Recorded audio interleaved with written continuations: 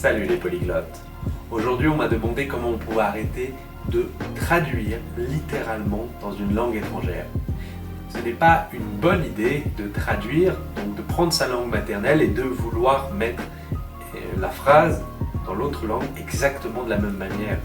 Ça fonctionne parfois, souvent, avec des langues qui sont similaires, mais dès qu'on commence à apprendre des langues plus éloignées, on se rend compte que ça ne fonctionne pas du tout. Donc, il faut essayer d'éviter ça et pour justement pouvoir essayer de penser et de s'exprimer le plus vite possible dans une langue étrangère, je vais vous donner 3 conseils.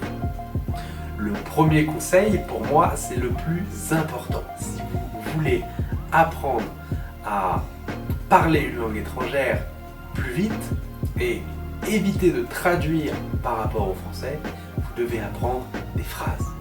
C'est plus difficile d'apprendre des phrases entières puisque ça demande de mémoriser une combinaison d'un certain nombre de mots, 5, 10 mots, et donc c'est plus compliqué à mémoriser que simplement une traduction avec bonjour, buongiorno. Donc il faut essayer d'apprendre des phrases entières pour pouvoir justement essayer de plutôt que de partir du français quand vous voulez parler une autre langue, vous partez des phrases que vous connaissez déjà. Et vous essayez de voir, en remplaçant un ou deux mots, comment vous pouvez en créer des nouvelles. Ça, c'est vraiment l'astuce qui est pour moi la plus efficace pour arrêter de vouloir traduire littéralement, c'est de vraiment apprendre des phrases entières et pas seulement des mots tout seuls.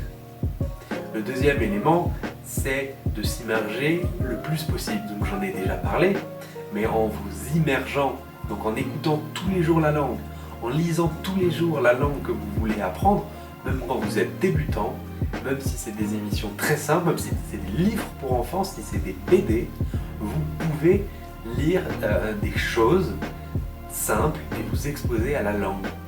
Ça c'est vraiment important, je pense que les gens ne le font pas assez. Il faut s'exposer et comme ça vous allez voir les structures, les mots et pas uniquement apprendre des règles.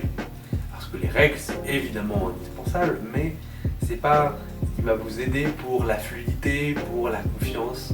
C'est ce qui va vous permettre de maîtriser une langue parfaitement. Enfin la troisième astuce, je pense, est un peu liée à la première, c'est d'utiliser un dictionnaire unilingue.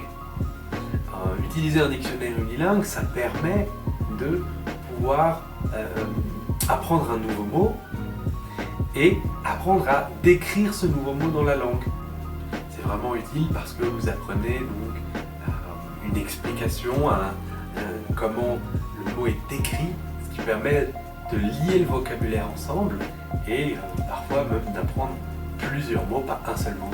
Donc si vous voulez simplement savoir ce que c'est, et si vous êtes débutant, évidemment c'est bien d'avoir un dictionnaire franco-anglais, franco-espagnol, mais vraiment à la fin, à partir d'un niveau, vous devez essayer de vous limiter à un dictionnaire monolingue parce que vous pouvez mettre les mots dans le contexte. Voilà, j'espère que cette vidéo vous a plu. Je vous souhaite une excellente journée et je vous dis à bientôt. Ciao!